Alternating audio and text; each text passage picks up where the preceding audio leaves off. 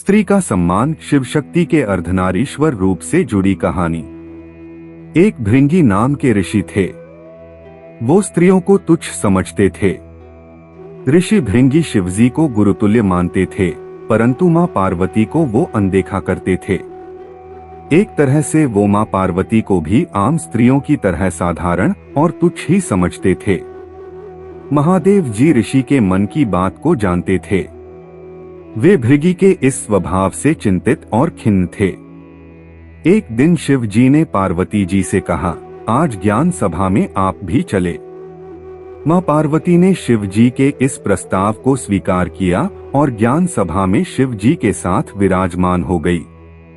सभी ऋषिगण और देवताओं ने मां और परमपिता को नमन किया और उनकी प्रदक्षिणा की और अपना अपना स्थान ग्रहण किया।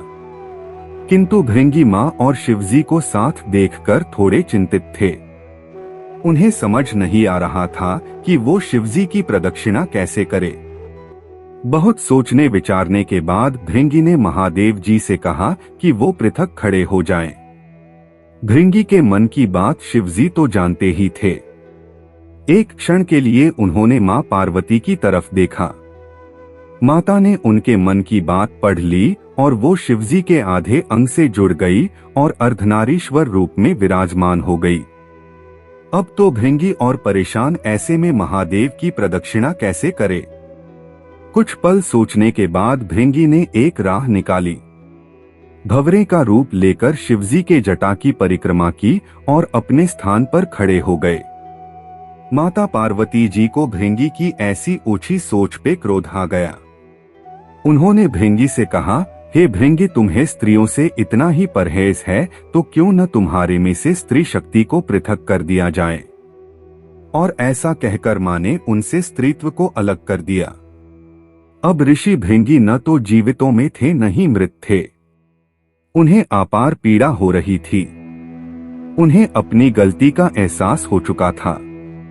वो मां से क्षमा याचना करने लगे। तब शिवजी ने मां से भृंगी को क्षमा करने को कहा। मां ने उन्हें क्षमा किया और बोली, संसार में स्त्री शक्ति के बिना कुछ भी नहीं। बिना स्त्री के प्रकृति भी नहीं, पुरुष भी नहीं। दोनों का होना अनिवार्य है और जो स्त्रियों को सम्मान नहीं देता वो जीने का अधिकारी नहीं। आज संसार में अनेकों ऐसी सोच वाले लोग हैं। उन्हें इस प्रसंग से प्रेरणा लेने की आवश्यकता है। वो स्त्रियों से उनका सम्मान न छीने, खुद जिए और स्त्रियों के लिए भी सुखद संसार की व्यवस्था बनाए रखने में योगदान दें। सदैव प्रसन्न रहिए।